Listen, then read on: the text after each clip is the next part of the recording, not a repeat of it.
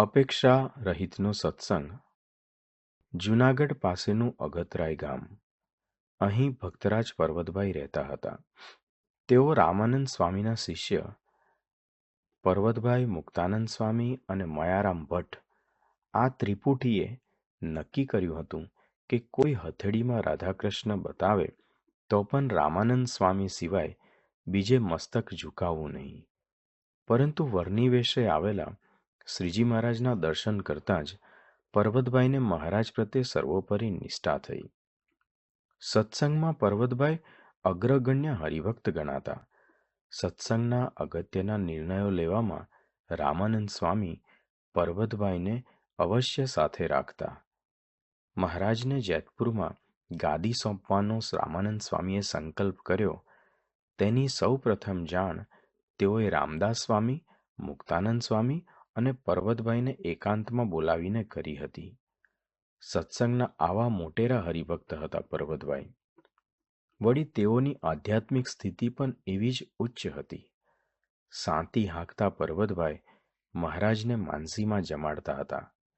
તેટલામાં ખેડૂતે પર્વતભાઈને હલાવ્યા તો માનસીમાં ધરાવેલ રોટલા અને દહીં પર્વતભાઈના ખાલી હાથમાંથી ખરેખર સ્થૂળ રીતે દેખાય તેમ નીચે પડ્યા. એકવાર મુક્તાનંદ સ્વામી અને બ્રહ્માનંદ સ્વામીને મહારાજે કહેલું, તમે તો હજી ગુણબુદ્ધિવાળા સત્સંગી છો. અમારા ખરેખરા સત્સંગી તો પર્વતભાઈ અને ગોરધનભાઈ છે. સ્વરૂપાનંદ સ્વામીને પણ જ્યારે અંતરમાં અશાંતિ થઈ ત્યારે મહારાજે તેમને શાંતિના ઉપાય તરીકે પર્વતભાઈની વાતો સાંભળવા મોકલ્યા હતા. પર્વતભાઈ એટલા જ સમર્પિત પણ હતા. એકવાર મહારાજે પર્વતભાઈ પાસે સદાવ્રત માટે દાણા માગ્યા તો પોતે સંગ્રહેલું તમામ અનાજ, લગભગ 16 કળસી અનાજ, 6400 કિલો, 8 થી 10 જેટલા ગાળામાં ભરી અન્ય કોઈ વિચાર કર્યા વગર લોજ લઈ આવ્યા હતા. આવા પર્વતભાઈ એક વખત મહારાજના દર્શન સમાગમ માટે ગઢડા ગયા. તેઓ તો મહારાજ પાસે બેસી રહે, કથા વાર્તા સાંભળે અને દર્શન કરે. 7 દિવસ વીતી ગયા. મહારાજે એક દિવસ બ્રહ્મચારીને પૂછ્યું, પર્વતભાઈ ક્યાં જમે છે? મહારાજ, એ તો દરબારમાં જ જમતા હશે. બ્રહ્મચારીએ કહ્યું. મહારાજે જીવુબાને બોલાવીને પૂછ્યું તો તે કહે, અહીં જમતા નથી, બ્રહ્મચારી જમાડતા હશે. મહારાજે પર્વતભાઈને બોલાવીને પૂછ્યું, તમે ક્યાં જમો છો? પર્વતભાઈએ વિનમ્રતાથી કહ્યું, મહારાજ, દાળિયા ફાંકી લઉં છું. આપના દર્શન માત્રથી તૃપ્ત થઈ જવાય છે. પર્વતભાઈની આવી દેહાતી સ્થિતિ અને કોઈ પણ અપેક્ષા વિનાનું જીવન જોઈ મહારાજ રાજી થઈ ગયા. મહારાજની આજ્ઞાથી પોતે સંગ્રહેલું બધું જ અનાજ સમર્પિત કરી દેનાર પર્વતભાઈને 7 દિવસ સુધી ગઢડામાં કોઈએ જમવાનું પણ પૂછ્યું નહીં. તો પણ તેઓને મન દુઃખ થયું નહીં. સત્સંગમાં ઢીલાસ આવી નથી. મહારાજ પ્રત્યે કે સંતો હરિભક્તો પ્રત્યે અભાવ, મનુષ્યભાવ પણ આવ્યો નથી. પોતે નિરપેક્ષ રીતે સત્સંગ કરતા રહ્યા હતા. શ્રીજી મહારાજ વચનામૃત ગઢડા પ્રથમ 70માં કહે છે, હું સત્સંગ કરું તો મારો દેહ માદો છે તે સાજો થાય, અથવા વાંઝિયો છું તે દીકરો આવે, કે દીકરા મરી જાય છે તે જીવતા રહે, કે નિર્ધન છું તે ધનવાન થવું, કે ગામ ગરાસ ગયો છે તે સત્સંગ કરીએ તો પાછો આવે, એવી જાતની જે પદાર્થની અપેક્ષા તે રાખીને સત્સંગ ન કરવો. આપને પણ આવો અપેક્ષા રહિત અને કેવળ પોતાના કલ્યાણ માટે જ સત્સંગ કરીએ તો ભગવાન અને સંત રાજી થઈ જાય. અનન્ય સમર્પણ. શ્રીજી મહારાજના ભક્તમાળમાં સુમેરુ સમાન ભક્તરાજ એટલે દાદા ખાચર. શ્રીજી મહારાજ સાથે અનન્ય પ્રીતિથી જોડાયેલા દાદા ખાચર હંમેશા મહારાજની પ્રત્યેક આજ્ઞા પાળવામાં તત્પર રહેતા. મહારાજ તેમને ઘણીવાર કપરી કસોટીમાંથી પસાર કરતા, પરંતુ દાદા ખાચર એ પ્રત્યેક કસોટીમાંથી સારધાર પાર ઉતરતા. અને એટલે જ મહારાજ સૌને કહેતા, દાદો તે દાદો, દાદો તો મારું સર્વસ્વ છે, તેના વગર હું રહી શકતો નથી. એકવાર મહારાજે દાદા ખાચરને બોલાવીને કહ્યું, દાદા, આ ગરાસ તમારી બહેનોને લખી આપો. મહારાજની આજ્ઞા પાળવામાં તત્પર દાદા ખાચરે કોઈ પણ જાતનો વિચાર કર્યા વગર તરત જ તમામ ગરાસ બહેનોને લખી આપ્યો. મહારાજે દાદાને કહ્યું, તમારો હવે અહીં રહેવાનો કોઈ હક નથી. રહેવું હોય તો નોકર થઈને રહો. દાદા ખાચર પોતાના જ ઘરમાં નોકર થઈને રહેવા લાગ્યા. એકવાર સભામાં મહારાજે જાહેરમાં દાદા ખાચરને કહ્યું, તમને નોકરીમાંથી છૂટા કરવામાં આવે છે. હાલને હાલ જતા રહો. આ સાંભળી સભામાં બેઠેલા ઘણાને મનમાં દ્વિધા થઈ કે આવા ઉત્કૃષ્ટ ભક્તરાજ સાથે મહારાજ આમ કેમ કરતા હશે. પરંતુ દાદા ખાચરને આવો કોઈ પ્રશ્ન મનમાં ઉદ્ભવ્યો નહીં. એક પણ શબ્દ બોલ્યા વિના તેઓ મહારાજના ચરણ સ્પર્શ કરી પત્ની જસુબા અને પુત્ર બાવા ખાચરને લઈને નીકળી પડ્યા. બાવા ખાચર ભૂખ લાગવાથી રડતો હતો, એટલે તેને છાનો રાખવા દાદા કોઠારમાં ચણા લેવા ગયા. તો હરજી ઠક્કરે ચણા આપવાની ના પાડી કે મહારાજની આજ્ઞા નથી. દાદા ખાચર કોઈ પણ પ્રકારની દલીલ કર્યા વગર ત્યાંથી ચાલ્યા ગયા. દાદા ખાચર ગામને પાદર પહોંચ્યા હશે ત્યાં દરબારમાં મહારાજ અચાનક રડવા લાગ્યા અને કહ્યું, દાદાને કોઈ પાછો બોલાવો. દાદા ખાચર પાછા આવ્યા એટલે મહારાજ તેમને ભેટી પડ્યા અને પછી બહેનો પાસેથી ગરાસ લઈ પાછો દાદાને આપ્યો. આવી કઠણ પરીક્ષા કરી તો પણ દાદા ખાચર ડગ્યા નથી. કઠપૂતળીની જેમ મહારાજે દાદાને નચાવ્યા તો પણ મહારાજ પ્રત્યે સંશય થયો નથી.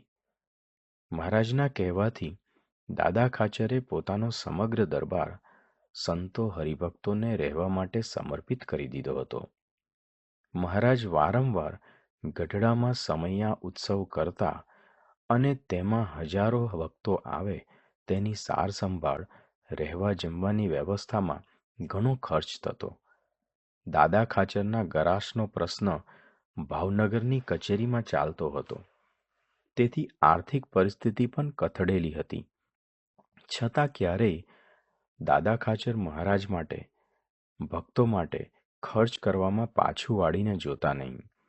એટલું જ નહીં, ક્યારેય મહારાજને પોતાની કથળેલી સ્થિતિ વિશે ફરિયાદ પણ કરી નથી. તેઓને સંશય પણ થયો નથી કે મહારાજ તો સાક્ષાત ભગવાન છે, તો મારું દુઃખ કેમ ટાળતા નહીં હોય. મહારાજ દાદાના દરબારને પોતાનું ઘર માનીને 28 વર્ષ સુધી રહ્યા. તેનું કારણ જણાવતા મહારાજે કહ્યું હતું, આ દાદા ખાચરને અમે દિવસમાં 5 ખાસડા મારીએ તો પણ ખમે છે. અમે એને એક ઠેકાણે રહેવા દેતા નથી અને અત્યાર સુધી 56 વાર ઉતારો ફેવરાવ્યો છે. પરંતુ દાદાના મનમાં મહારાજ આમ સિદ્ધ કરતા હશે એમ ક્યારેય સંકલ્પ કરતા નથી. આ કારણથી જ હું અહીં રહું છું. દાદા ખાચર જેવો સમર્પણ ભાવ, ભગવાનના સ્વરૂપમાં દ્રઢ નિષ્ઠા, નિસંશયપણું અને દિવ્ય ભાવ હોય તો ગમે તેવા સુખ દુઃખની પરિસ્થિતિઓમાં સત્સંગમાંથી આપનો પગ પાછો ના હટે અને શ્રીજી મહારાજ આપના હૃદયને પણ પોતાનું ઘર માનીને અખંડ આપની સાથે રહે. જેને વ્યવહારે સુખી રહેવું હોય. ગુણાતીતાનંદ સ્વામીએ એકવાર સભામાં વાત કરતા કહ્યું, શ્રીજી મહારાજની આજ્ઞા પ્રમાણે જે 10મો કે 20મો ભાગ કાઢતા હોય તેનું ક્યાંય દજાય નહીં, ને ચોર લીએ નહીં, રાજા દંડે નહીં. આ સભામાં સેંજળના સત્સંગી દરબાર માણસીઓ ખુમાણ પણ બેઠા હતા. તેમને સ્વામીના વચને શ્રદ્ધાથી પોતાની આવકમાંથી ધર્માદો આપવો શરૂ કર્યો. પોતાને 10,000ની ઉપજ આવે તેમાંથી શિક્ષાપત્રી પ્રમાણે ચોખ્ખો ધર્માદો તેઓ કાઢતા. કોઈનો પાડ ન રાખે મુરારી, આપે વ્યાજ સહિત ગિરધારી. એ ન્યાયે થોડા વખતમાં જ એમને 2 લાખ જેટલી બચત થઈ. તે રકમ તેમને 2 દેગડામાં ભરી ઓરડામાં ઊંડી દાટી દીધી. તેમના ઘરમાં એક ચાકર રહેતો. વાંકમાં આવતા તે ચાકરને નોકરીમાંથી છૂટો કર્યો. તેને આ વાતની ખબર કે માલિકે ઓરડામાં રૂપિયા દાટ્યા છે. તેને એક રાત્રે આ ધનના દેગડા ચોરી લેવાનો વિચાર કર્યો. માણસિયાનો દરબારગઢ નદી કાંઠે હતો. તે ચાકરે નદીમાંથી ભોંયરું ખોદી દરબારગઢ સુધી કાઢ્યું, પણ તેના હાથમાં પેલા દેગડા આવ્યા નહીં. નિરાશ થઈને તે ચાલ્યો ગયો. બીજે દિવસે સવારે માણસિયા ખુમાણના દીકરા જીવા ખુમાણે ઓરડામાં ભોંયરું ખોદેલું જોઈ બાપુને જગાડ્યા. તેને કહ્યું, બાપુ, કાલે રાત્રે ચોર દેગડા ચોરી ગયા છે. માણસિયો ખુમાણ કહે, જીવા જાય નહીં, મેં ભગવાનનો ભાગ ચોખ્ખો કાઢેલ છે. પછી ઓરડામાં તપાસ કરી તો દેગડા એવા ને એવા જ હતા. ગુણાતીતાનંદ સ્વામીએ કહ્યું છે, જેને વ્યવહારે સુખી રહેવું હોય તેને ઠાકોરજીને પોતાની આવકનો 10-20 ભાગ આપવો. પ્રમુખ સ્વામી મહારાજ પણ કહેતા, ઠાકોરજીને 10-20 ભાગ આપો એટલે નિર્વાસનિક. આમ આ લોકની રીતે પણ સુખી થવાય અને નિર્વાસનિક પણ થઈ જવાય, તે માટે ચોખ્ખો ધર્માદો નિયમિત કાઢવો જ જોઈએ. ભગવાન અને સંતને અર્થે શું ન થાય? ભુજના લાધીભાઈ રામાનંદ સ્વામીના શિષ્ય હતા. રામાનંદ સ્વામીના ધામગમન બાદ ભુજના રઘુનાથજીના મંદિરમાં રઘુનાથજીની મૂર્તિમાં તેમને શ્રીજી મહારાજના દર્શન થયા. ત્યારથી તેમને મહારાજ પ્રત્યે પુરુષોત્તમપણાનો નિશ્ચય થઈ ગયો. તેઓ તન, મન, ધનથી શ્રીજી મહારાજને સમર્પિત થઈ તેમનું અનન્ય ભાવથી ભજન કરવા લાગ્યા. મહારાજની કૃપાથી તેમને સમાધિ હતી. લાધીબાના સંકલ્પથી મહારાજે ભુજમાં અદ્ભુત અન્નકૂટોત્સવ ઉજવ્યો હતો. તે સમયે મહારાજે સભામાં સ્વરૂપ નિષ્ઠા દ્રઢાવતા કહ્યું, અમારા સ્વરૂપની નિષ્ઠા દ્રઢ રહેશે તો કૃપા પણ સદા રહેશે. નિષ્ઠામાં સંકલ્પ વિકલ્પ થાય, કુતર્ક થાય તો અમે લાચાર થઈ જઈશું. આ નિષ્ઠાના શબ્દો લાધીબાએ હૃદયસ્થ કરી લીધા. એકવાર મહારાજે લાધીબાની દ્રઢતા જોવા તેમને આજ્ઞા કરી કે તમે સાંડલો ને ચૂડલો પહેરી, કપાળમાં ચાંદલો કરી, સેંથો પાડીને ભીડને નાકેથી પાણીનું બેડું ભરીને અહીં આવો. એ વખતના રૂઢિચુસ્ત સમાજમાં એક વિધવા તરીકે લાધીબા માટે આ આજ્ઞા અત્યંત કપરી હતી. છતાં તેમને તો સુવાસિની જેવો વેશ કાઢ્યો. તેમને મનમાં કુતર્ક ન થયો કે સમાજ શું વિચારશે. માથે બેડું લઈ કીર્તન ગાતા ગાતા તેઓ તો ભર બજારમાંથી નીકળ્યા. સૌ કોઈ લાધીબાનો સુવાસીનો વેશ જોઈ આશ્ચર્યમાં પડી ગયા. કોઈકે આ જોઈ મસ્કરીમાં પૂછ્યું, લાધી, કોનું ઘર માંડ્યું? પુરુષોત્તમ નારાયણનું. કેફમાં લાધીબાએ ઉત્તર આપ્યો. તેઓ જ્યારે પાછા આવ્યા ત્યારે મહારાજે તેમની નિષ્ઠા જોઈ અતિશય રાજી થયા. મહારાજે વચનામૃત લોયા 3માં કહ્યું, જેને ભગવાનનો અને સંતનો મહાત્મય જ્ઞાને સહિત નિશ્ચય હોય, તેથી ભગવાનને અર્થે ને સંતને અર્થે શું ન થાય. એને અર્થે કુટુંબનો ત્યાગ કરે, લોકલાજનો ત્યાગ કરે, રાજ્યનો ત્યાગ કરે, સુખનો ત્યાગ કરે, ધનનો ત્યાગ કરે, સ્ત્રીનો ત્યાગ કરે અને સ્ત્રી હોય તે પુરુષનો ત્યાગ કરે. આવો મહાત્મય સહિત નિશ્ચય હોય ત્યારે લોકો શું વિચારશે તેવા ભાવ ન રહેતા કેવળ એક મહારાજ અને સત્પુરુષ સામે જ નજર રહે. ઉત્તમ સમજણ. મહેમદાબાદ તાલુકાના નેનપુર ગામમાં શ્રીજી મહારાજના અનન્ય ભક્ત દેવજી ભક્ત રહેતા હતા. તેઓ દેહાતીત દશામાં વર્તતા હતા. તેઓ અને તેમના પત્ની કંકુબાઈ રાત દિવસ મહારાજની ભક્તિમાં તલ્લીન રહેતા. તેમને એક જ પુત્ર હતો. મહારાજની કૃપાથી તેને પણ નિરાવરણ દ્રષ્ટિ પ્રાપ્ત થઈ હતી. ઘરે બેઠા તે મહારાજના ચરિત્ર દેખતો અને મૂર્તિને અંતરમાં અખંડ ધારતો. સંવત 1876નું વર્ષ હતું. દેવજી ભગતના દીકરાને 20 વર્ષ થયા હતા. આથી તેના સગપણના માંગા આવવાના શરૂ થઈ ગયા હતા. દેવજી ભગત અને તેમના પત્નીએ મહારાજને મનોમન પ્રાર્થના કરી, હે મહારાજ, આ અમારો પુત્ર કેવળ તમારો જ થઈને રહે, પણ આ લોકમાં માયાનો ન બને તેવી કૃપા કરજો.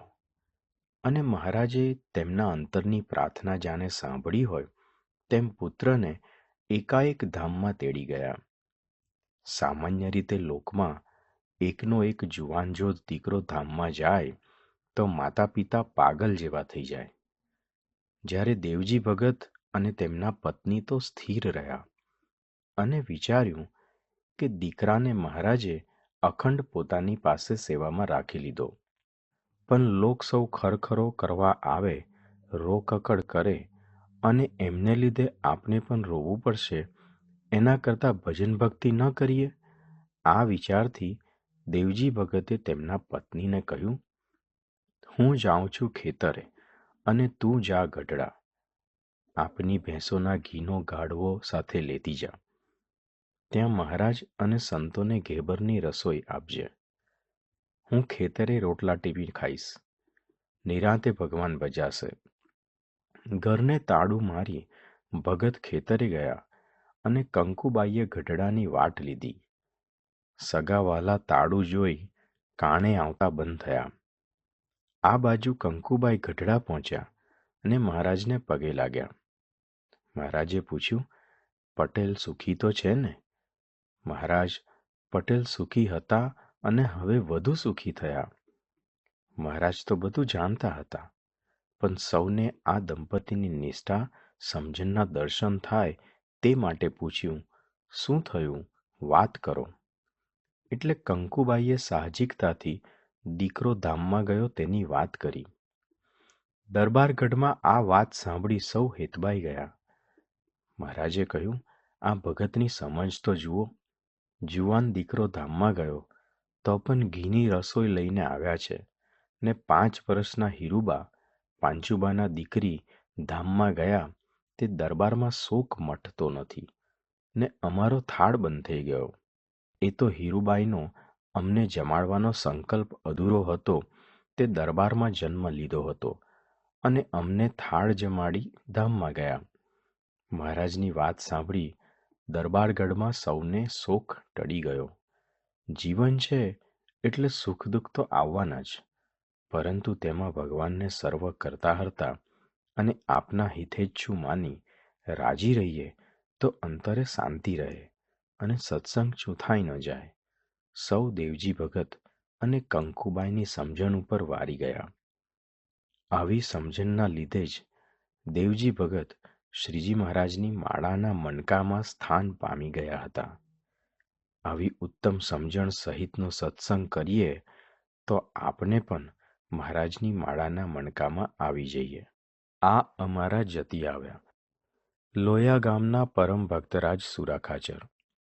પોતાનું સમગ્ર જીવન તેઓએ સત્સંગ પરાયણ કરી દીધું હતું. શ્રીજી મહારાજ સાથે અસાધારણ સ્નેહથી જોડાયેલા તેઓ મહારાજના પરમ સખા હતા. સત્સંગની ધર્યમાં મર્યાદા તેઓ દ્રઢપણે પાડતા. તેમનું બ્રહ્મચર્ય વ્રત એવું હતું કે સ્વયં કામદેવ પણ તેમને ડગાવી શકતા નહીં. એકવાર તેઓ કામ પ્રસંગે જસદણ ગયા હતા. ઠાકોર સાહેબની હવેલીમાં તેમનો ઉતારો હતો. ઠાકોર સાહેબ સ્વામિનારાયણ ભગવાનના દ્વેષી હતા. સુરાખાચરને ભ્રષ્ટ કરી સ્વામિનારાયણ ભગવાન અને તેમના ભક્તોની સમાજમાં ફજેતી કરવી એવો કુવિચાર તેમને આવ્યો. રાત્રે 12 વાગે એક કુલટા સ્ત્રી તેમને સુરાખાચર પાસે મોકલી. સ્ત્રીએ બારણું ખખડાવ્યું. સુરાખાચર સફાળા જાગી ગયા અને હાક મારી, કોણ છે? સ્ત્રીએ દયામણા અવાજે કહ્યું, અમે આ ઘરમાં રહીએ છીએ. મારા દીકરાને તાવ આવ્યો છે, તેથી દવાની જરૂર છે, બારણું ઉઘાડો. શંકાશીલ હૃદયે સુરાખાચરે ધીરે રહીને બારણું ખોલ્યું. ત્યાં તો સ્ત્રી સફાળી અંદર પેસી ગઈ. તે સ્ત્રી વિવિધ કુચેષ્ટાઓ કરવા માંડી. સુરાખાચર એકદમ સજાગ થઈ ગયા. અને પોતાની તલવાર ઉગાડી. ગુણાદિત્યાનંદ સ્વામીએ પોતાની વાતમાં લખ્યું છે કે વિષયનો સંબંધ થયા મૌર્ય તો બકરાની પેઠે બીવું, અને વિષયનો સંબંધ થઈ જાય તો ત્યાં સિંહ થાવું. સુરા ખાચરે સિંહ ગર્જના કરી, સ્ત્રીને ઉઘાડી તલવારથી ડરાવી તેને ઘર બહાર કાઢી મૂકી. પછી તો અહીં રહેવામાં જોખમ છે એમ વિચારી રાતોરાત ઘોડો દોડાવી ગઢડા પહોંચી ગયા. શ્રીજી મહારાજ દરબાર ગઢમાં સભા ભરીને બેઠા હતા. તેટલામાં સુરા ખાચર આવ્યા. મહારાજે સુરા ખાચર તરફ નિર્દેશ કરી સભાજનોને કહ્યું, આ અમારા જતી આવ્યા. એકાંતમાં સ્ત્રીનો યોગ થયો, પણ ભ્રષ્ટ ન થયા ને શુદ્ધ રહ્યા. એમ કહી મહારાજ સુરા ખાચરને ભેટી પડ્યા. કડી કાળમાં આવા નિયમ ધર્મ પાડનાર આ દિવ્ય સત્સંગ સમાજ રચીને ભગવાન સ્વામિનારાયણે ખરેખર કળિયુગમાં સતયુગ પ્રવર્તાવ્યો. શ્રીજી મહારાજ વચનામૃત ગઢડા મધ્ય 33માં સમજાવે છે કે જેને નિષ્કામી વર્તમાન દ્રઢ હોય તો તે થકી અમે 1000 ગાઉ છેટે જઈએ તો પણ તેની પાસે જ છીએ, અને જેને તે નિષ્કામી વર્તમાનમાં કાચપ છે ને તે જો અમારી પાસે રહે છે તોય પણ તે 1,00,000 ગાઉ છેટે છે, અને અમને નિષ્કામી ભક્ત હોય તેના જ હાથની કરી સેવા ગમે છે. આપને સત્પુરુષથી સ્થૂળ રીતે ગમે તેટલા દૂર હોઈએ, પરંતુ અખંડ તેઓની પાસે રહેવાની ચાવી છે નિષ્કામ ધર્મ.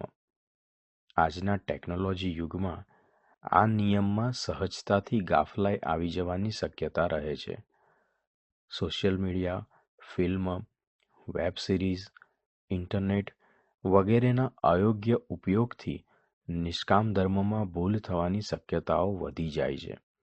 માટે જેનાથી નિષ્કામ ધર્મમાં ખોટ આવે તેવી પ્રવૃત્તિઓનો ત્યાગ કરી ટેકનોલોજીના વપરાશમાં વિવેક રાખી એક નારી સદા બ્રહ્મચારી એ નિયમ સારધાર પાડીએ તો આપણે પણ મહારાજ અને સત્પુરુષના ખોળામાં જ બેઠા છીએ. મહારાજને કોની સાથે બને? મુદ્દો: ભગવાન અને સંતના ચરિત્રમાં નિર્દોષ બુદ્ધિ, દિવ્ય ભાવ.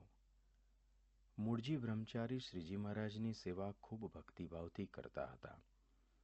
એક વખત ભાદરામાં શ્રીહરિએ પોતાની મોજડી આપીને કહ્યું કે તમે આની ઉપર તેલ ચોપડી દો, કોઈ બીજાને આપશો નહીં. મૂળજી બ્રહ્મચારી આજ્ઞા પ્રમાણે તેલ ચોપડવા લાગ્યા. તે વખતે વસરામભાઈ ત્યાં આવ્યા. તમે તો મહારાજની સેવા રોજ કરો છો, માટે આ સેવા મને આપો, એમ કહી મૂળજી બ્રહ્મચારી પાસેથી આગ્રહ કરી મોજડી લઈ લીધી અને તેઓ તેલ ચોપડવા બેઠા. તે વખતે મહારાજ ત્યાંથી પસાર થયા. મહારાજે આ જોઈ બ્રહ્મચારીને કહ્યું, મોજડી બીજાને આપવાની મેં તમને ના પાડી હતી, છતાં આ મોજડી વશરામ ભક્તને કેમ આપી? અંતર્યામી શ્રીહરિએ બ્રહ્મચારીની આકરી કસોટી કરતા કહ્યું, જાઓ, તમે વિમુખ છો, આજથી જોડા પહેરશો નહીં, ગળ્યું ચીકણું ખાશો નહીં.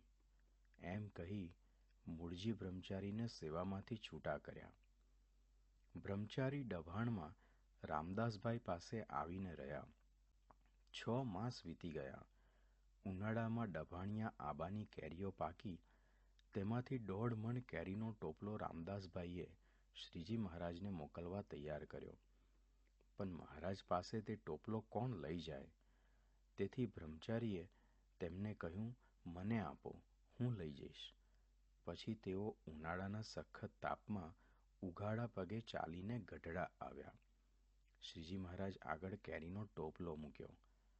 પગે લાગીને જય સ્વામિનારાયણ કહ્યા. પરંતુ મહારાજ તો મોઢું ફેરવી ગયા, પણ કાંઈ જવાબ આપ્યો નહીં. ગામમાં જતા એક સુથારણ બાઈ બ્રહ્મચારીને ઓળખી ગઈ. તેને પૂછ્યું, બ્રહ્મચારી, હમણાં કેમ દેખાતા નહોતા? મૂળજી બ્રહ્મચારીએ પૂર્વે થયેલ પ્રસંગની વાત કરી. પછી તે બાઈ બ્રહ્મચારીને પોતાના ઘરે તેડી ગઈ. ઘી, ગોળ, લોટ વગેરે સીધું આપ્યું. પરંતુ બ્રહ્મચારી તો કેવળ બાટી બનાવીને જ જમ્યા અને ઘી ગોળ પાછા મોકલાવ્યા.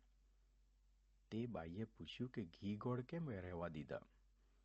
ત્યારે બ્રહ્મચારીએ કહ્યું, મહારાજે ગળ્યું ચીકણું ખાવાની ના પાડી છે. વિમુખ કરી દીધા પછી પણ મૂળજી બ્રહ્મચારી શ્રીજી મહારાજે આપેલ પ્રાયશ્ચિત 6 મહિનાથી સારધાર પાડતા હતા. બ્રહ્મચારીના અંતરમાં મહારાજ માટે કેવો અલૌકિક દિવ્ય ભાવ હશે. પછી તો તે બાઈ બ્રહ્મચારીને લઈને મહારાજ પાસે ગઈ. મહારાજને ઠપકો આપતા તેને કહ્યું, મહારાજ, આવા નમેરા નિર્દય કેમ થયા છો? આ બ્રહ્મચારી આવા તાપમાં ઉઘાડે પગે 60 ગાંવથી કેરીનો ટોપલો લાવ્યા અને તમે જય સ્વામિનારાયણ પણ કહ્યા નહીં. શ્રીજી મહારાજે હસીને કહ્યું, અમારી ક્યાં ના છે, તેમને બોલાવો. આ સાંભળી બ્રહ્મચારી તત્કાળ મહારાજની સેવામાં જોડાઈ ગયા. તરત જ મહારાજને રસ રોટલી બનાવીને જમાડ્યા. શ્રીજી મહારાજે તેમનું વગર માગે અપમાન કર્યું, કાઢી મૂક્યા, જોડા ન પહેરવાનો તથા ગળ્યું ચીકણું ન ખાવાનો નિયમ આપ્યો, છતાં પણ તેમને જરાય ક્ષોભ ન થયો અને મહારાજમાં અખંડ વૃત્તિ રાખી ભજન કર્યું. તેથી જ ભગવાન સ્વામિનારાયણે તેઓનું પ્રમાણ આપતા કહ્યું છે, બ્રહ્મચારી કોઈ દિવસ મૂંઝાતા નથી, તેથી અમારે એમની સાથે ઘણું બને છે. ભગવાન અને ગુણાતીત સંતને આપણી સાથે ક્યારે બને? તો શ્રીજી મહારાજે વચનામૃતમાં કહ્યું છે, ગમે તેવા વચનના ભીડામાં લઈએ અને એનું ગમતું મુકાવીને અમારા ગમતામાં રાખીએ તો પણ કોઈ રીતે દેહ પર્યંત મૂંઝાય નહીં એવો હોય તે પાકો સત્સંગી છે. અને એવા હરિભક્ત ઉપર અમારે વગર કર્યું સહેજે જ હેત થાય છે. જો આવા સત્સંગી થઈએ તો મહારાજ અને સ્વામીશ્રીને આપની સાથે બને. શિર સાટે સત્સંગ. મુદ્દો: સત્સંગ જ આપનો સાચો પરિવાર. સુંદરિયાણા ગામમાં મોઢ વણિક જ્ઞાતિના શ્રેષ્ઠી હિમરાજ શાહ રહેતા.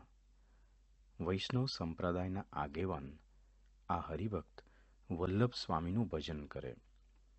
તેમના 3 પુત્રોમાં સૌથી મોટા વનેસાને સત્સંગ થયો. વનાસા ઘણીવાર પિતાશ્રીને સ્વામિનારાયણ ભગવાનના મહિમાની વાત કરે ત્યારે હિમરાજ શાહ કહે, સ્વામી તો એક વલ્લભ સ્વામી જ, બીજા બધા દેવતુલ્ય. એવી દ્રઢ ટેકવાળા હિમરાજ શાહ હતા. એક વખતે યોગમૂર્તિ ગોપાળાનંદ સ્વામી સુંદરિયાણામાં પધાર્યા. હિમરાજભાઈ સ્વામી પાસે કોઈ રીતે આવે તેમ નહોતા, પરંતુ વૈદકમાં નિષ્ણાત એવા હિમરાજભાઈ પરોપકાર ભાવનાથી સાધુ સંતોની સેવા પ્રેમથી કરતા. ગોપાળાનંદ સ્વામીની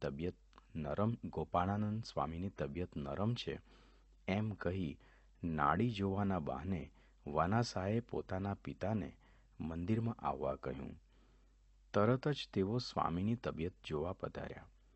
ગોપાળાનંદ સ્વામી સૂતા હતા. તેમની પાસે બેસી હિમરાજભાઈએ નાડી જોવા કાંડું પકડ્યું. ક્યાંય નાડી હાથમાં આવી નહીં. હાથ, પગ, કંઠ, સાથળ જ્યાં નાડી પકડવા જાય ત્યાંથી ખેંચાઈ જાય, પણ તેમના હાથમાં ન આવે. આથી તેમને ઘણું જ આશ્ચર્ય થયું ને મનોમન વિચાર કરવા લાગ્યા કે આ કોઈ સામાન્ય પુરુષ નથી, પણ અષ્ટાંગ યોગ સિદ્ધ યોગી પુરુષ છે. જો શિષ્યમાં આટલું દૈવત હોય ત્યારે તેમના ગુરુ સ્વામિનારાયણ તો નક્કી ભગવાન જ હોવા જોઈએ. પોતે ગોપાળાનંદ સ્વામીના ચરણોમાં મસ્તક ઝુકાવી દીધું અને મનમાં દ્રઢ નિશ્ચય કરી વર્તમાન ધરાવી સત્સંગી થયા. ત્યાર પછી તેઓ પ્રગટ પુરુષોત્તમ શ્રીજી મહારાજનું ભજન કરવા લાગ્યા. તેમના સગા સંબંધીઓથી આ સહન ન થયું. તેઓએ સ્વામિનારાયણનો આશરો મૂકી દેવા હિમરાજભાઈને ખૂબ સમજાવ્યા, પણ આ ભક્તરાજ પોતાના નિર્ણયમાં મક્કમ હતા. આથી સૌ નાતીલાઓએ ભેગા મળીને નક્કી કર્યું કે હિમરાજભાઈને નાત બહાર કરવા, તેઓ સાથે કોઈએ વ્યવહાર ન રાખવો અને તેમના કોઈ પ્રસંગમાં જમવા પણ ન જવું. તે મુજબ 6 વર્ષ પસાર થઈ ગયા. હિમરાજભાઈનો અંતકાળ નજીક આવ્યો. પોતાના 3 દીકરાઓ વનાસા, પૂજાસા, જેઠાસા તથા ભત્રીજા ભગાભાઈએ એ ચારેયને બોલાવીને હિમરાજભાઈએ શિખામણ આપી કે આ સંસાર તો નાશવંત છે, માટે ધીરજ રાખી અને કોઈથી ડર્યા વગર સત્સંગની ટેક દ્રઢપણે રાખવી. શ્રીજી રીજે એમ કરવું. એટલું કહી શ્રીહરિનું સ્મરણ કરતાં કરતાં હિમરાજભાઈએ દેહ મૂકી દીધો. પછી નાતના રિવાજ પ્રમાણે કારજ કરવાનો પ્રસંગ આવ્યો. હિમરાજભાઈની શાખ મોટી, તેથી દીકરાઓએ ગામોગામ કંકોત્રી લખી. ઘી, ખાંડ, ગોળ વગેરે મોટા પ્રમાણમાં સીધું સામગ્રી ખરીદીને તૈયાર કર્યું. બરાબર લાગ જોઈને સત્સંગ મુકાવવા નાથના અગ્રણીઓ આવ્યા અને કહ્યું કે સત્સંગ રાખશો તો સૌ તમને નાત બહાર મૂકશે અને વૃદ્ધ ડોસાનું કારજ બગડશે. માટે સ્વામિનારાયણની કંઠી તોડી નાખો તો સૌ જમવા આવશે. ત્યારે વનાસા કહે, મચ્છરના ભયથી કોઈ હવેલીનો ત્યાગ કરતું નથી, તેમ નાતનો ડર નાખી સ્વામિનારાયણને નહીં મૂકીએ અને કંઠી પણ નહીં તોડીએ, એ તો શિર સાટે છે. આ સાંભળી શેઠિયાઓએ છેવટનો ઉપાય દર્શાવતા કહ્યું, છેવટે કારજના દિવસ પૂરતી કંઠી કાઢી નાખો. અરે, એટલું પણ ન થઈ શકે તો લોકો જમી રહે ત્યાં સુધી ઓરડામાં ત્રણેય ભાઈઓ છુપાઈ રહેજો વગેરે ઘણી શરતો મૂકી. પણ આ ભાઈઓ મક્કમ હતા કે પૃથ્વી રસાતળ જાય તો પણ સત્સંગ છોડવો નથી.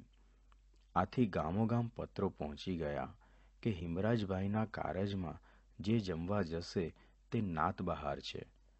આ સમાચાર મળવાથી વનાસાએ ભગાભાઈ તથા પોતાના દીકરા હીરાભાઈને ગઢપુર મોકલ્યા. બંને ભાઈઓએ શ્રીહરિને બધી પરિસ્થિતિની જાણ કરી અને સંત મંડળ સહિત સુંદરિયાના પધારવા અંતરથી વિનંતી કરી. આ ભાઈઓએ આપણા માટે નાતનો ત્યાગ કર્યો અને આવી દ્રઢ ટેક રાખી તે જાણી શ્રીહરિની આંખમાંય હરસાસુ આવી ગયા. તરત જ શ્રીહરિ સંતો હરિભક્તો સહિત સુંદરિયાણા પધાર્યા. દરરોજ નવી નવી રસોઈ કરાવી ત્રણેય ભાઈઓએ શ્રીહરિ અને સંતો હરિભક્તોને પ્રેમથી જમાડ્યા. મહારાજ પણ ભક્તો સાથે રાસ રમ્યા, સૌને રંગે રંગ્યા. એમ અનેક પ્રકારે સૌને ખૂબ સુખ આપ્યું. હિમરાજ શાહનું કુટુંબ તો ધન્ય ધન્ય થઈ ગયું. સત્સંગ આપણો દિવ્ય પરિવાર છે. મહારાજ સ્વામી આપના મા બાપ છે અને સંતો ભક્તો આપના સગા સ્નેહી છે. આવો અલૌકિક પરિવાર મળ્યો ત્યારે હવે આ લોકના સંબંધો માટે આવો દુર્લભ સત્સંગ છોડીએ અથવા તેમાં મોડપ આવવા દઈએ તો ખોટનો પાર જ ન કહેવાય. સેવાનું વ્યસન. મુદ્દો: સેવાની તક ઝડપી લેવાથી રાજીપો. ગઢપુરમાં પ્રાતઃકાળે હરિભક્તો નિત્ય નિયમ મુજબ શ્રીહરિના દર્શન કરવા અક્ષર ઓરડીએ જઈ રહ્યા હતા. તે સમયે સર્વની દ્રષ્ટિ કૂતરાએ બગાડેલ ઓટા ઉપર પડતી. માહોમાહી સૌ વાતો કરતા કે અરર, મહારાજના બેસવાના ઓટા ઉપર જ આ કૂતરાએ મળથી બગાડ્યું. હવે મહારાજ સભા કરવા ક્યાં બિરાજશે? બહુ ખોટું થયું. પણ શું થાય, કૂતરાનો સ્વભાવ જ આવો હોય. ગંદકી તો નજર સામે હતી, પણ સૌ તેની ચર્ચા કરતા. ઉપેક્ષા અણગમો દર્શાવી આગળ વધી રહ્યા હતા. થોડી વાર થઈ ત્યાં ઉકા ખાચર ઘેલા નદીમાં સ્નાન કરીને શ્રીહરિના દર્શન કરવા અક્ષર ઓરડીએ જતા હતા. ત્યાં તેઓની દ્રષ્ટિ લીંબતરુ નીચેના આ ઓટા ઉપર પડી. તેમને થયું કે થોડીવારમાં તો મહારાજ અહીં ઓટા ઉપર કથા કરવા પધારશે. હું આ સાફ કરી દઉં તો સૌને કથાનો સારી રીતે લાભ મળે અને મારી સેવા પણ થઈ જાય. તત્કાળ સાવરણી અને પાણી લઈ તેઓએ ઓટાને સાફ કરી નાખ્યો. ઘેલા નદીમાં જઈને ફરી સ્નાન કર્યું. પછી શ્રીહરિના દર્શન કરવા પધાર્યા. ત્યારે અંતર્યામી હરિવરે સૌને પાઠ શીખવવા સામેથી તેઓને પૂછ્યું, ભક્તરાજ, રોજ તમે વહેલા આવો છો, પરંતુ આજે મોડું કેમ થયું? ઉકા ખાચર તો મુખસેવક હતા. પોતે કરેલી સેવાની વાત સ્વમુખે કરવા તેઓની જીભ ન ઉપડી. તેઓ મૌન રહ્યા. એક ભક્તે ઉપરનું વૃત્તાંત જણાવી તેમના મોડા આવવાનું કારણ મહારાજને જણાવ્યું.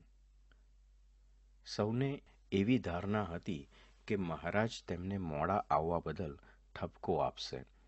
ત્યાં તો શ્રીહરિ આ વાત સાંભળી ખૂબ જ રાજી થયા અને ઊભા થઈ તેમને ભેટી પડ્યા, છાતીમાં ચરણારવિંદ આપ્યા.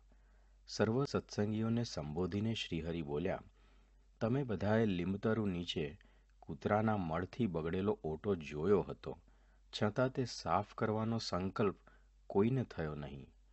પરંતુ ઉકા ખાચરની જેમ જેને અમારું મહાત્મય સમજાયું હોય તથા સેવાનું અંગ હોય તે જ આ સેવા કરી શકે. ઉકા ખાચરની સેવા માટેની શ્રદ્ધા અદ્ભુત હતી. તેઓ તથા તેમના ધર્મપત્ની સવારના વહેલા ઉઠી સ્નાન પૂજાથી પરવારી દરરોજ દાદાના દરબારથી ઉન્મત્ત ગંગા સુધીનો રસ્તો સાવરણીથી વાળી નાખતા ને નાના મોટા કાંકરા વીણી લેતા, જેથી સંતો અને શ્રીહરિ પ્રાતઃકાળે સ્નાન કરવા પધારે ત્યારે કોઈને પગે કાંટા કાંકરા વાગે નહીં. ઉનાળામાં તો રસ્તો વાળ્યા બાદ પાણી પણ છાંટી દેતા, જેથી સૌને ઠંડકનો અનુભવ થાય. ઉકા ખાચરને સેવાનું આવું વ્યસન પડ્યું હતું. શ્રીહરિના સંબંધવાળા તમામ સંતો હરિભક્તોનો મહિમા સમજી ઉકા ખાચર શ્રીહરિની પ્રસન્નતા પ્રાપ્ત થાય તે માટે એકધારી સેવા કરતા. ઉકા ખાચર આખા સંપ્રદાયમાં તેમના નિર્વાણીપણા માટે તથા સેવાના અંગ માટે પ્રસિદ્ધ છે. શ્રીહરિએ તેમની સેવાથી પ્રસન્ન થઈ ગઢડા મધ્ય પ્રકરણના 25મા વચનામૃતમાં જણાવ્યું છે કે જેને ઉકા ખાચરના જેવું સેવા કરવાનું વ્યસન હોય તેની વાસના તત્કાળ નાશ પામે છે. સેવાની આવી તકો ઘણીવાર આપની નજરે પણ પડતી હશે, ત્યારે આ તો કિચનવાળાની, ફેસિલિટીઝવાળાની, મેન્ટેનન્સવાળાની, સભાવાળાની સેવા છે એમ વિચારીને ત્યાંથી ચાલી નીકળીએ છીએ કે ઉકા ખાચરની જેમ પોતાનું માનીને મહિમાથી સેવા કરી લઈએ છીએ. ઉકા ખાચરની જેમ સેવાની તક ઝડપી લઈ મહિમાથી, શ્રદ્ધાથી, નિર્માણીપણે કેવળ ગુરુહરિને રાજી કરવા કરીએ તો આપણને સેવાનું યથાર્થ ફળ મળે. ભક્તનો સૂરદય, મારો પ્રાણ, સુરત ભાવ. જીનાભાઈ શ્રીહરિના અનન્ય મહિમાવાળા ભક્તરાજ હતા. તેમને ભક્તોનો પણ એટલો જ મહિમા હતો. એકવાર તેઓ કોઈ કામ પ્રસંગે માંગરોળ ગયા. ત્યાં તેમને મહારાજના ભક્ત કમળસિંહ વાંઝાના બીમારીના સમાચાર મળ્યા. તેથી તેઓની ખબર અંતર પૂછવા તેમના ઘરે ગયા. પરંતુ કમળસિંહભાઈની પરિસ્થિતિ જોઈને જીનાભાઈ વ્યથિત થઈ ગયા. કમળસિંહભાઈ ખાટલામાં પડ્યા હતા. દૈહિક ક્રિયાઓ બધી પથારીમાં જ થઈ જતી. તેની સાફ સફાઈ કોઈ કરતું નહીં. તેમના શરીર ઉપર માખીઓ બળબણતી હતી. જીનાભાઈને જોઈને કમળસિંહભાઈ રોઈ પડ્યા. જીનાભાઈએ પૂછ્યું, આમ કેમ? ત્યારે કમળસિંહભાઈએ કહ્યું, કોઈ ચાકરી કરતું નથી એટલે આ દશા થઈ છે. હવે તો મહારાજ ધામમાં લઈ જાય તો સારું. એ સાંભળી જીનાભાઈએ તેઓના દીકરાઓને બોલાવ્યા. કોઈ સેવા કરવા તૈયાર નહોતું. આ જોઈ જીનાભાઈને દુઃખ થયું. તેમને કહ્યું, અમે કમળસિંહભાઈને અમારા ઘરે પંચાળા લઈ જઈએ તો? ત્યારે સૌ કહે, તો સાલ જાય, તમારે ઉપાડો એમને. જીનાભાઈએ બજારમાં ફરીને 3 મજૂરો શોધ્યા. ચોથો મજૂર ન મળતા ખાટલાનો ચોથો પાયો જીનાભાઈએ સ્વયં પોતાના ખભે લીધો. એક હાથમાં ઘોડીની લગામ લઈને પંચાળાના ઠાકોર માંગરોળની બજારમાંથી પસાર થઈ રહ્યા હતા. થોડું અંતર કાપ્યું હશે ત્યાં ચોથો મજૂર મળી ગયો.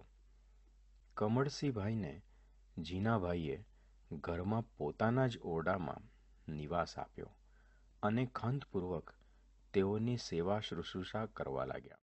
જ્યારથી આ કમળસિંહભાઈ પોતાના ઘરમાં આવ્યા ત્યારથી જીનાભાઈના બહેન અદીબા મોઢું ચડાવીને ફરતા હતા, પરંતુ પોતાના ભાઈ ગામધણી હતા તેમને કેમ કહેવું?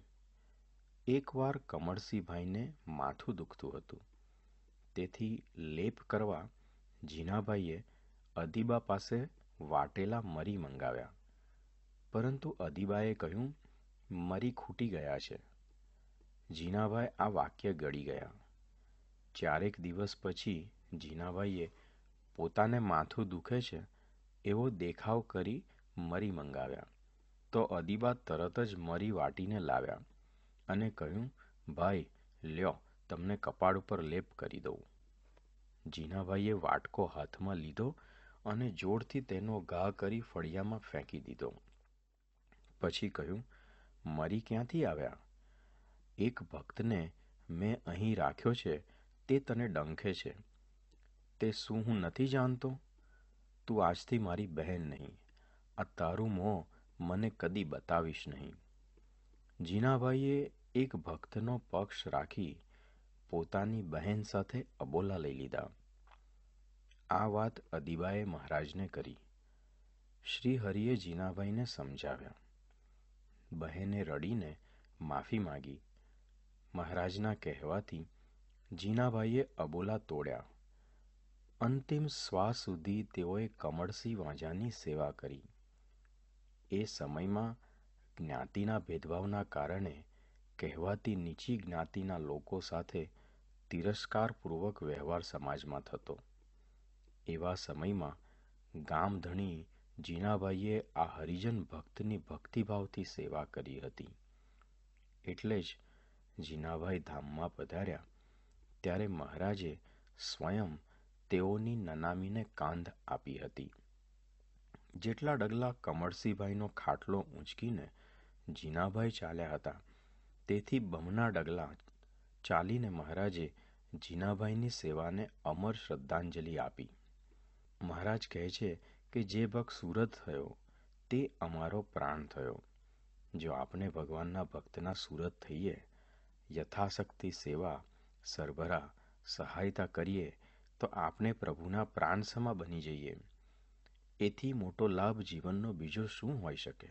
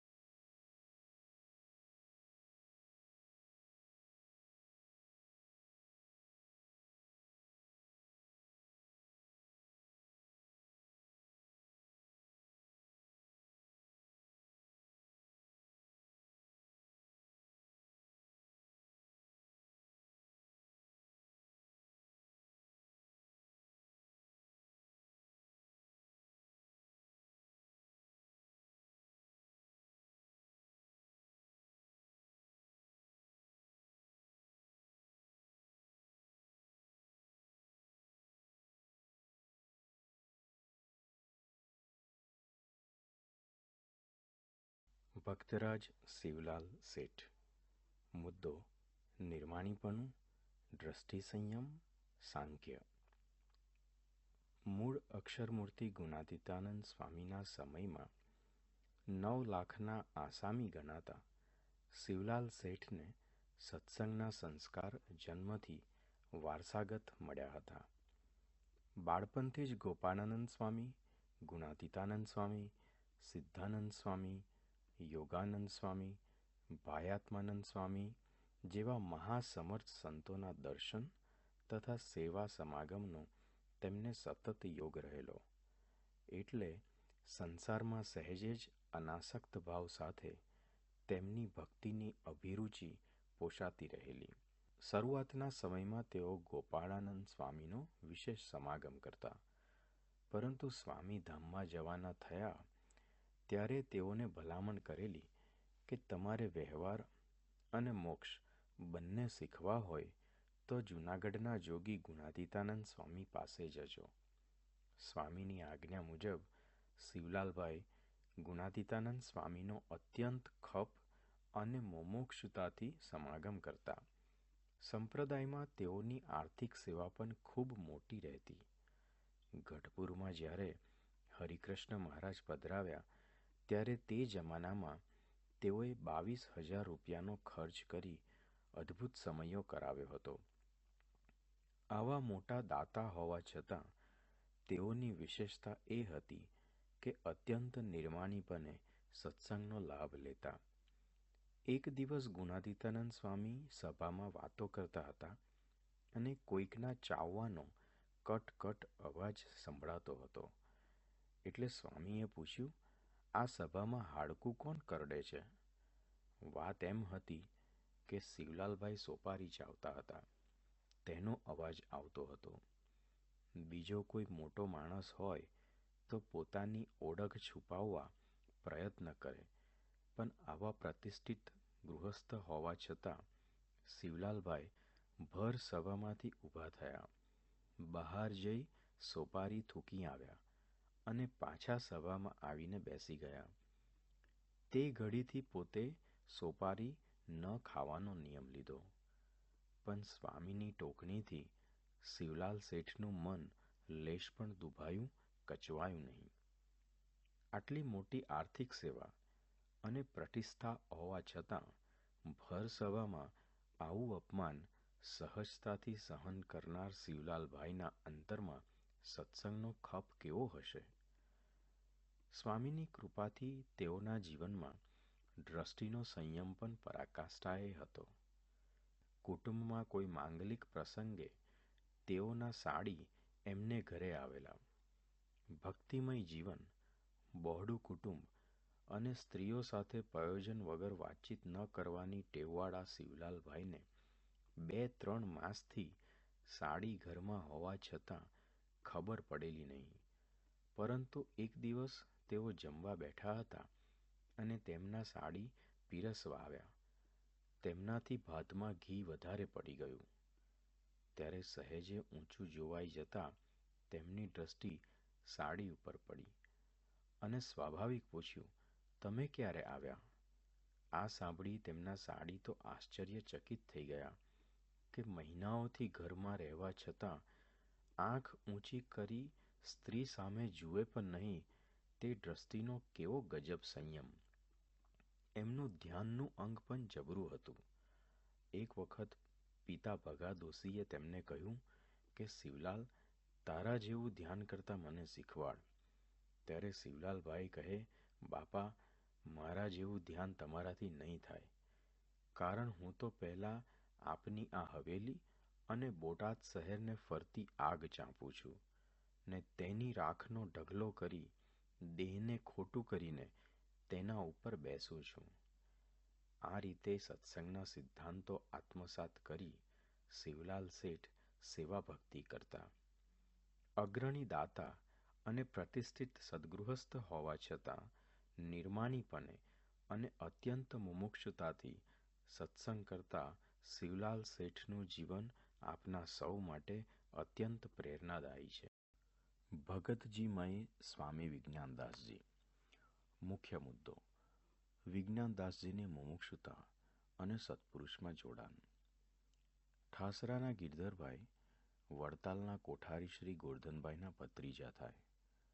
પહેલેથી જ મુમુક્ષુ અને સાધુતાના ગુણે સંપન્ન. તેઓને અખંડ એવો વિચાર રહેતો કે કોઈ મોટા સ્થિતિવાળા સદ્ગુરુ મળે તો સાધુ થઈને તેમની પાસે રહેવું, જેથી આ જન્મે જ બ્રહ્મ સ્થિતિ પ્રાપ્ત કરી શકાય. તેઓએ વડતાલના 19મા વચનામૃત અનુસાર એવું જાણ્યું હતું કે ભગવાન કે ભગવાનના મળેલા સંત મળે તો જ મોક્ષ થાય.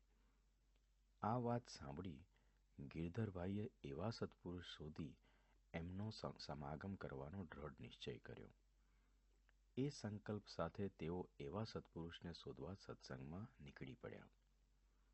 ગઢડામાં માના ભગત સાથે 3 માસ રહ્યા, કોટડામાં 2.5 માસ રહ્યા, જૂનાગઢમાં મહાપુરુષ દાસજી તથા રઘુવીર દાસજીનો સમાગમ કર્યો, પણ અંતરમાં હજુ શાંતિ ન થઈ. તેથી અમદાવાદમાં નિર્ગુણદાસજી પાસે 2 માસ રહ્યા.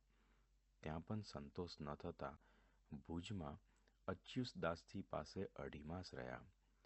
અચ્યુતદાસ તો આત્માને અખંડ દેખતા એવી સ્થિતિવાળા હતા, તો પણ તેમનું મન માન્યું નહીં. છેવટે થાકીને તેઓ વડતાલ પાછા આવ્યા.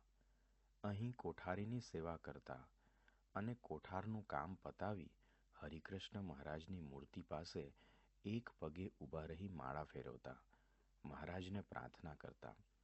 તેમના તપ અને એક નિષ્ઠાથી પ્રસન્ન થઈ મહારાજે દર્શન દીધા. ગિરધરભાઈ તો હર્ષ પુલકિત થઈ ઉઠ્યા અને ગદગદ કંઠે મહારાજને સ્તુતિ કરી, હે મહારાજ, આપની મૂર્તિનું અખંડ સુખ આવે અને હૃદયમાં આપ અખંડ બિરાજો એવી સ્થિતિ કરી દો. ત્યારે મહારાજે પ્રસન્ન થઈને કહ્યું, ભક્તરાજ, એવી સ્થિતિ તો એવા પરમ એકાંતિક સત્પુરુષને સેવો તો થાય.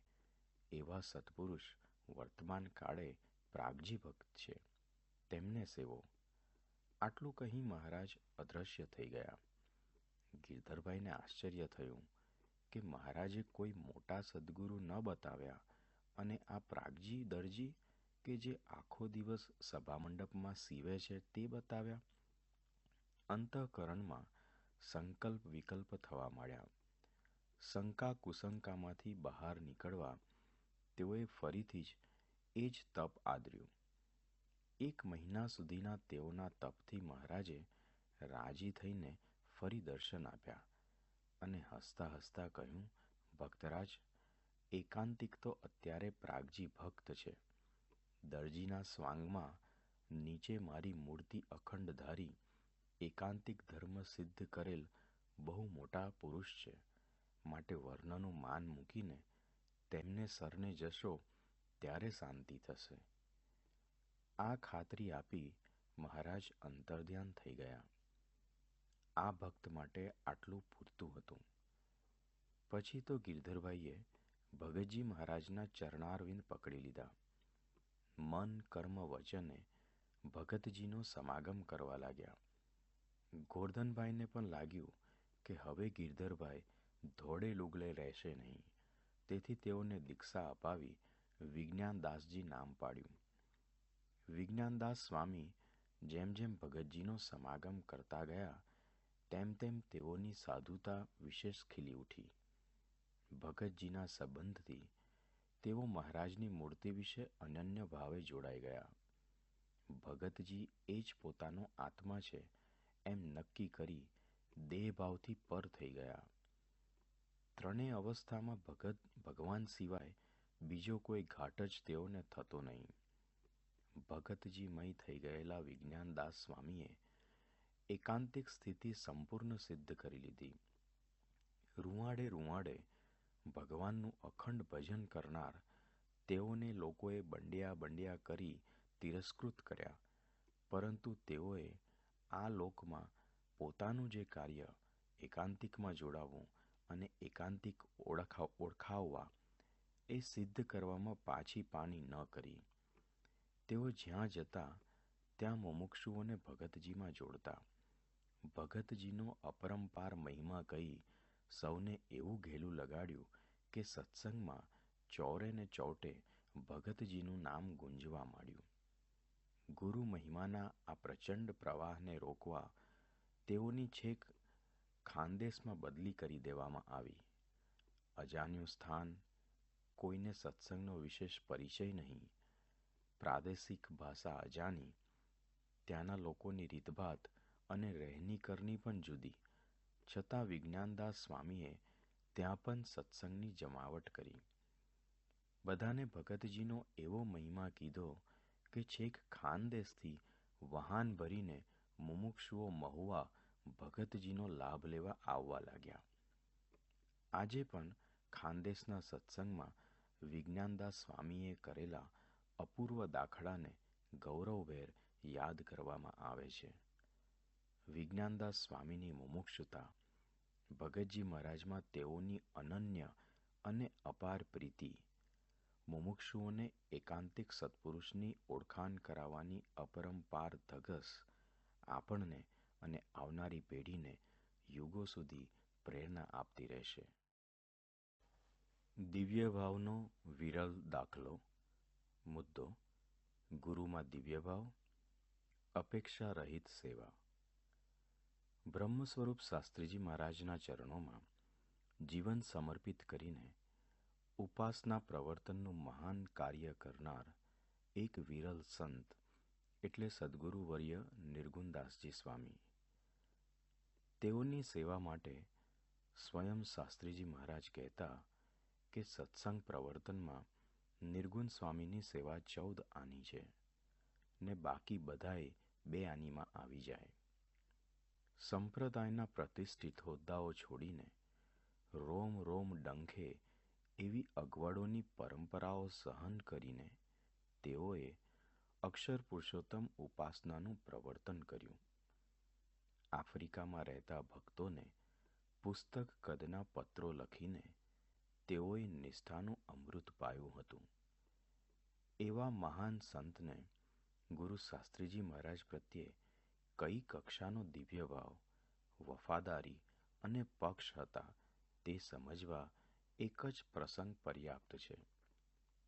સારંગપુરમાં એક વખત તેઓનું ધોતિયું ફાટી ગયું. તેઓ શાસ્ત્રીજી મહારાજ પાસે નવું ધોતિયું માંગવા ગયા. શાસ્ત્રીજી મહારાજ તેઓને કહે, નહીં મળે, તમે દાંડિયું કરીને પહેરો. દાંડિયું કરવું એટલે જૂના ધોતિયાને વચ્ચેથી ફાડીને બંને છેડાઓથી સાંધીને ફરી પહેરવું. તે સમયે નિર્ગુણ સ્વામીએ લેશ માત્ર ફરિયાદ ન કરી કે હું આ સેવા લાવું છું અને તમે મને જ આપવાની ના પાડો છો. તેઓએ શાસ્ત્રીજી મહારાજની આજ્ઞા માથે ચડાવી. પરંતુ વિશેષ આશ્ચર્ય તો પછી બન્યું. તે સમયે એક બાવાજી યાત્રાએ જવા નીકળ્યા હતા. તેઓ ફરતા ફરતા સારંગપુર આવી પહોંચ્યા. તેમને ધોતિયાની જરૂર હશે તો શાસ્ત્રીજી મહારાજ પાસે માંગ્યો. શાસ્ત્રીજી મહારાજે તત્કાળ નવું જ ધોતિયું તાકામાંથી ફડાવીને આપી દીધું. એટલે નિર્ગુણ સ્વામીએ રમૂજમાં કહ્યું, એને આપો છો અને મને દાંડિયું કરવાનું કહો છો. તો શાસ્ત્રીજી મહારાજ કહે, તમારે તો સાક્ષાત મહારાજ સ્વામીનો આધાર છે અને આ બાવાજીને તો કોઈનો આધાર નથી, માટે એને તો આપવું પડે. સંસ્થા માટે પોતાની જાત ઘસી નાખવા છતાં એક નવું ધોતિયું ન આપ્યું તોય તેઓને ગુરુમાં લેશ માત્ર મનુષ્ય ભાવ નથી આવ્યો. આવા પ્રસંગ બનતા ત્યારે તેઓ તરત શાસ્ત્રીજી મહારાજનો અપરંપાર મહિમા કહેવા લાગતા. અખંડ દિવ્ય ભાવ, અપૂર્વ ઉત્સાહ અને આજીવન વફાદારી સાથે તેઓએ કરેલી સેવાઓ આપના સૌ માટે કાયમ દીવાદાંડીરૂપ બની રહેશે. બ્રહ્માંડ તૂટે પણ દોરડું નહીં. મુદ્દો: વચનમાં વિશ્વાસ, સેવામાં યાહોમ. બ્રહ્મ સ્વરૂપ શાસ્ત્રીજી મહારાજના ભવ્ય સંકલ્પ અનુસાર સારંગપુર મંદિરનું નિર્માણ કાર્ય ચાલી રહ્યું હતું. સંતો ભક્તો આ સેવા યજ્ઞમાં રાત દિવસ યાહોમ થઈને મંડ્યા હતા. તેમાંય મોટા મોટા પોરબંદરી પથ્થરો ચઢાવતા મહાકાય સોમા ભગતને જોઈને સૌ કોઈ આશ્ચર્યચકિત થઈ જતા.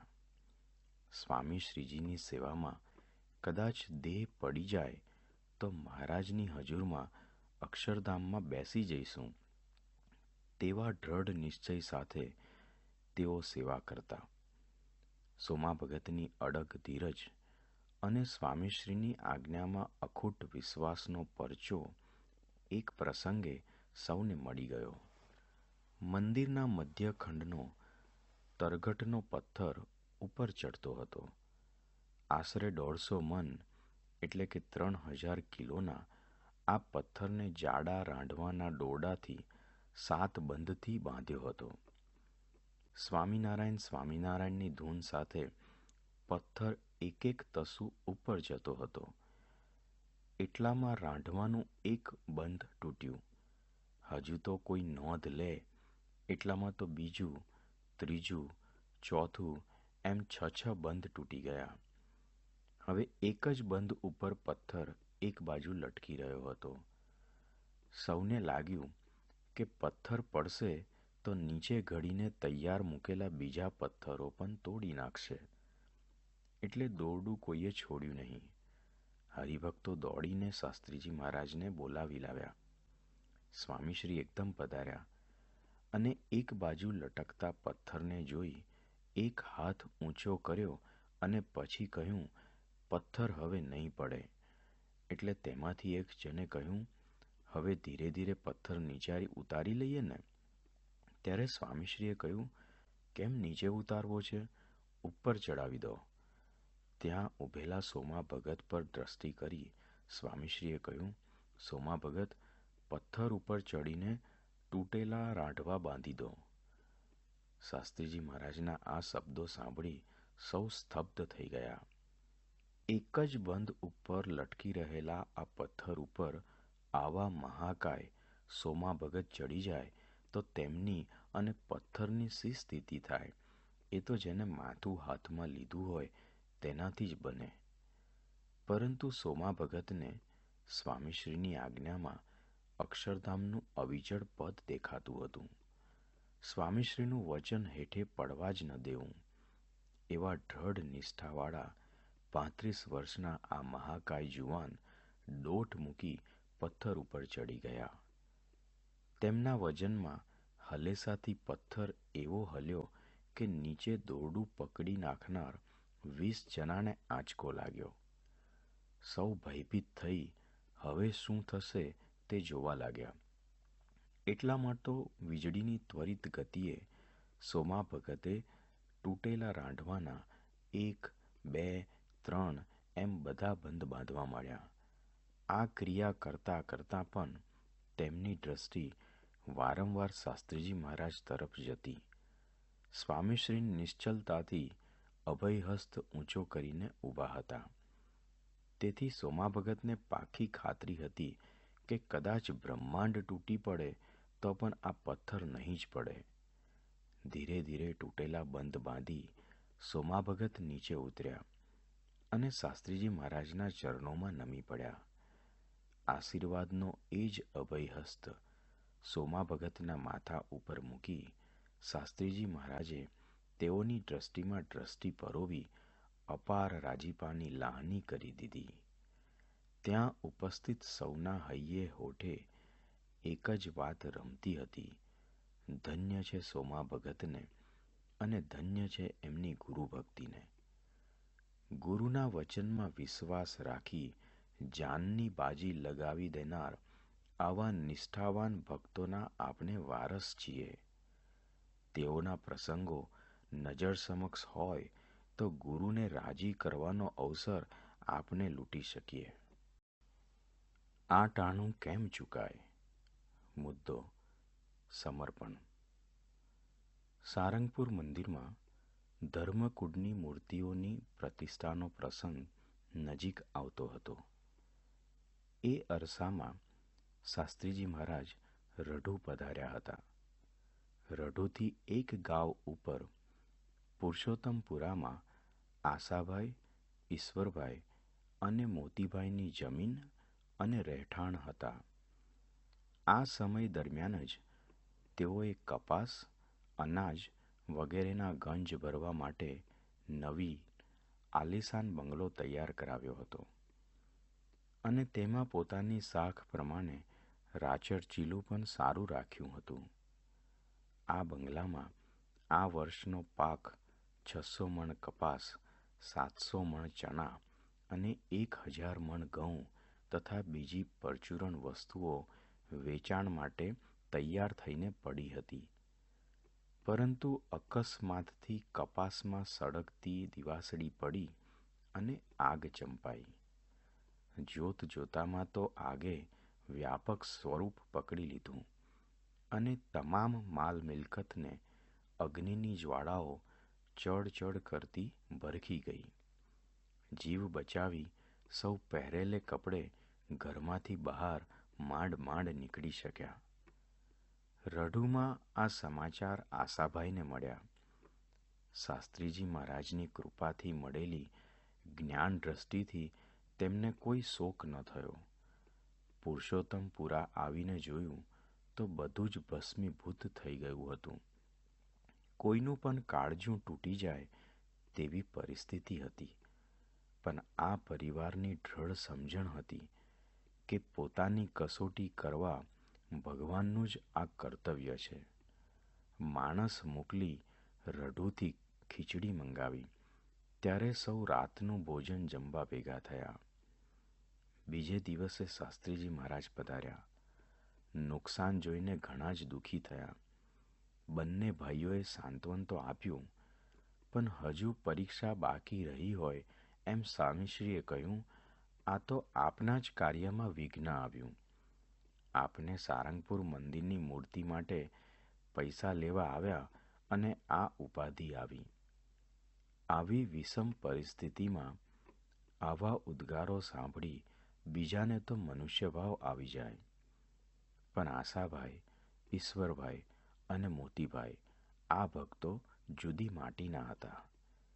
તેઓને શાસ્ત્રીજી મહારાજ માટે સાક્ષાત ભગવાનનો ભાવ હતો.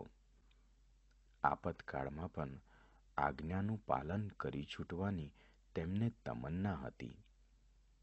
આશાભાઈએ સરાફને ત્યાંથી વ્યાજે રકમ લાવવા મોતીભાઈને જણાવ્યું. રકમ આવતા આશાભાઈએ સ્વામીશ્રીને ચરણે ધરી. સ્વામીશ્રી તો આ રકમ જોઈ સ્તબ્ધ થઈ ગયા અને પૂછ્યું, આ ક્યાંથી લાવ્યા? ત્યારે આશાભાઈએ કહ્યું, આપના માટે આભ પાતાળ એક કરવા હોય તો કરીએ, માટે આપ આ રકમ સ્વીકારો અને અમારા ઉપર રાજી થાવ. સ્વામીશ્રી રાજી થઈ ગયા. પ્રેમથી આ ભક્તોને ભેટી પડ્યા અને કહ્યું, આ વિષમ પરિસ્થિતિમાં જ્યાં અન્ન વસ્ત્રનું ઠેકાણું નથી ત્યાં વ્યાજે રકમ લાવીને આપવી એ કોઈથી થાય નહીં. ત્યારે મોતીભાઈએ સ્વામીશ્રીને કહ્યું, અત્યારે તો જે મોજ આપી શકે એવા સમર્થ હોય તે જ માગે. આપ તો શ્રીજી મહારાજનું સ્વરૂપ છો. જો આ અવસર ચૂકી જઈએ તો તમે જે મોજ આપવા પધાર્યા છો તે ટાણું અમારે જાય.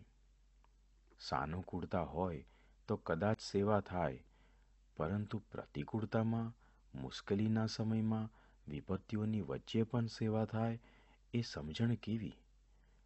પોતાનું સર્વસ્વ બળીને રાખ થઈ ગયું હોય ત્યારે પણ ગુરુના વચને સમર્પિત થઈ જનારા આ ભક્તોના હૈયે કેવો ગુરુ મહિમા હશે? સમર્પણનો આથી મોટો દાખલો દુનિયામાં ક્યાં મળે? આફ્રિકા સત્સંગના જ્યોતિર્ધર મગનભાઈ. મુદ્દો: ઉપાસના પ્રવર્તનનો ઉમંગ, ગુરુ મહિમા. અંધારખંડ તરીકે ઓળખાતા પૂર્વ આફ્રિકામાં અક્ષર પુરુષોત્તમના અજવાળા ફેલાવનાર ભક્તરાજ હતા મગનભાઈ પટેલ.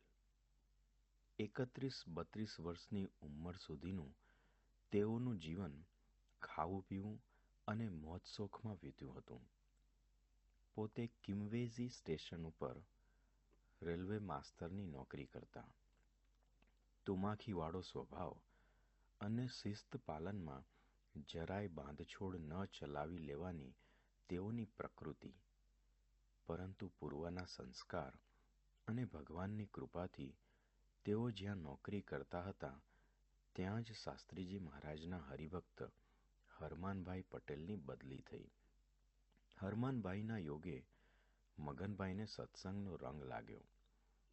તેમાં પણ એક વખત તેઓ રજા ઉપર ભારત આવ્યા અને બોચાસનમાં શાસ્ત્રીજી મહારાજના દર્શન થયા. પ્રથમ દર્શને જ તેઓને એવી દિવ્ય અનુભૂતિ થઈ કે તેઓએ શાસ્ત્રીજી મહારાજને ગુરુ કરી લીધા. સ્વામીશ્રીના ચરણોમાં પડી ધ્રુસકે રડવા માંડ્યા.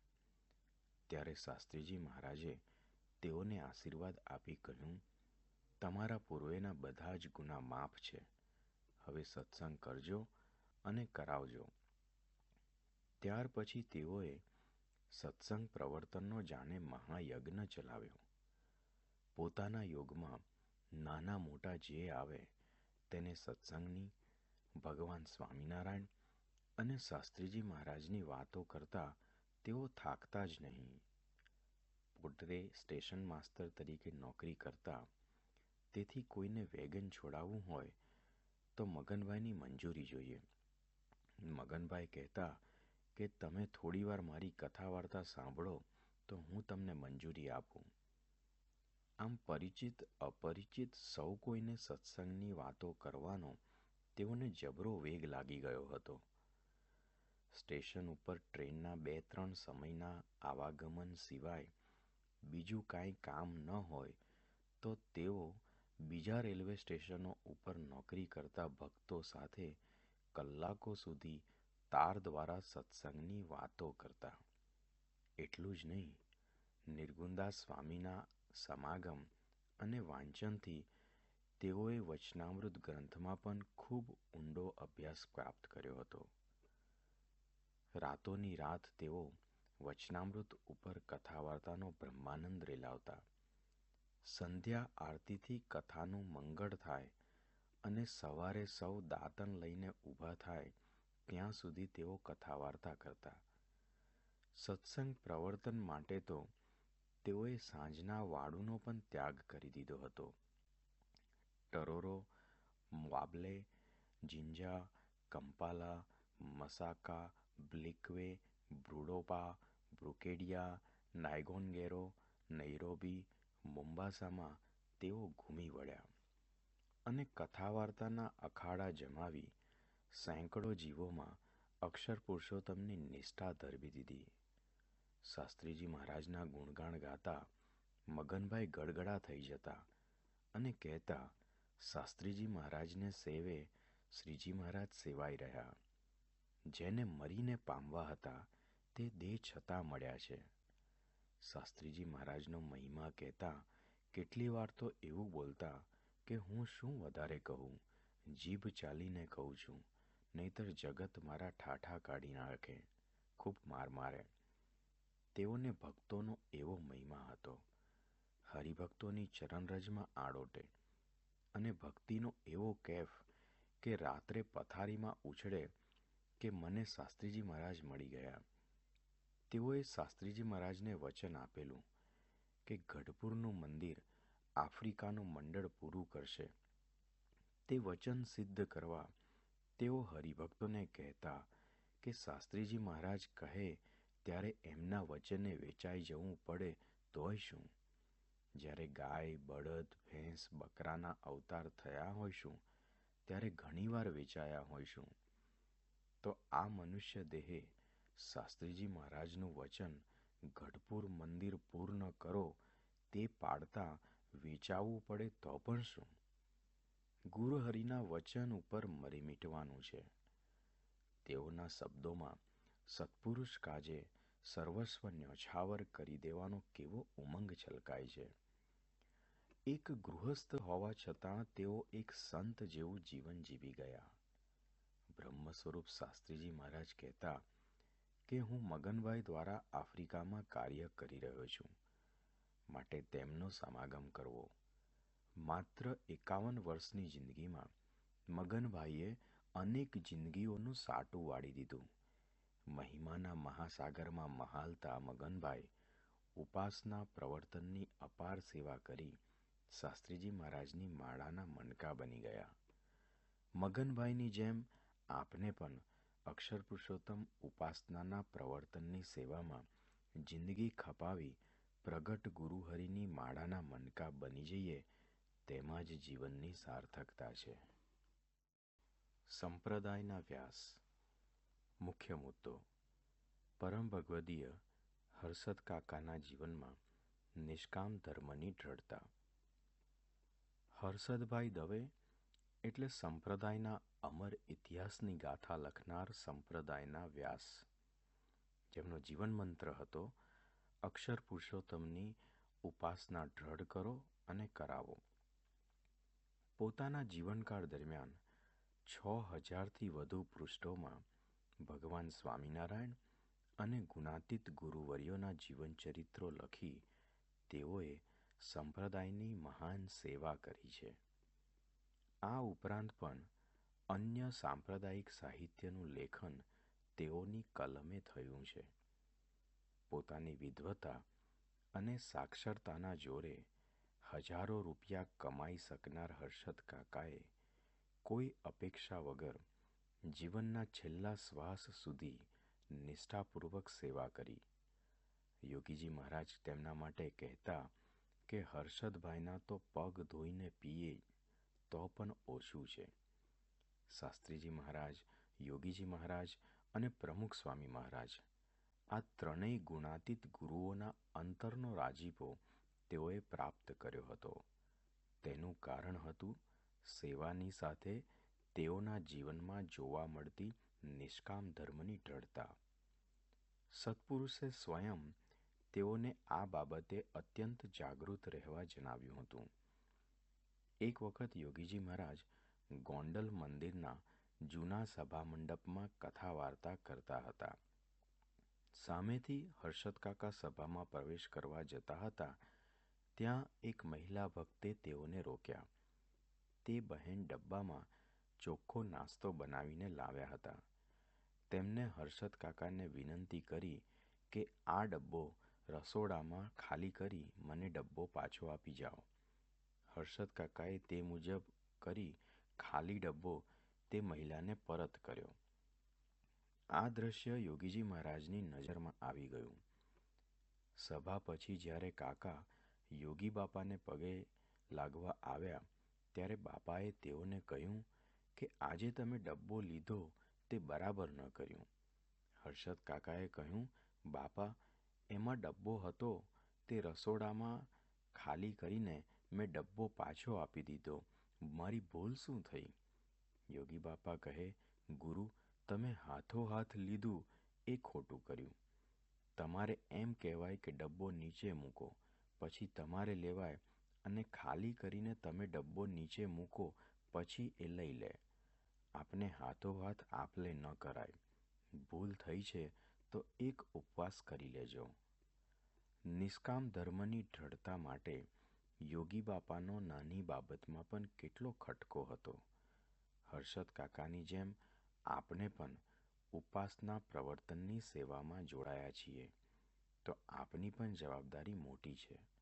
સત્પુરુષને આપની પાસે પણ આવા જ ઉચ્ચ પ્રકારના વર્તનની અપેક્ષા છે. જ્યારે નિષ્કામ ધર્મ અનિશુદ્ધ પાડીએ ત્યારે સત્પુરુષના અંતરનો રાજીપો થાય છે. હર્ષદ કાકા એ બાબતે ખૂબ જાગ્રત હતા. એક વખત હર્ષદ કાકાના ઘરે એક સત્સંગી બહેન આવ્યા. તે જ સમયે તેઓના ધર્મપત્નીને પડોશમાં રહેતા એક વૃદ્ધ મહિલાએ ઘરના કંઈક કામ માટે બોલાવ્યા.